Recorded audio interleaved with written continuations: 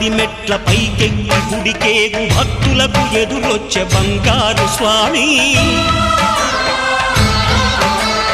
ఇరుముడులు స్పృశించి శుభమనుచు దీవించి జన బృందముల చేరే జగమేలు స్వామి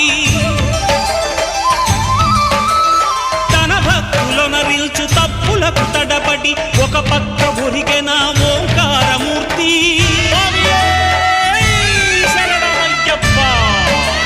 స్వాములందరూ తనకు సాయము కాగా ధీమంతుడై లేచే ఆ కన్య స్వామి పట్టబంధము వీడి భక్తతతికై పరుగు పరుగున వచ్చే భూమిపైకి నరుడై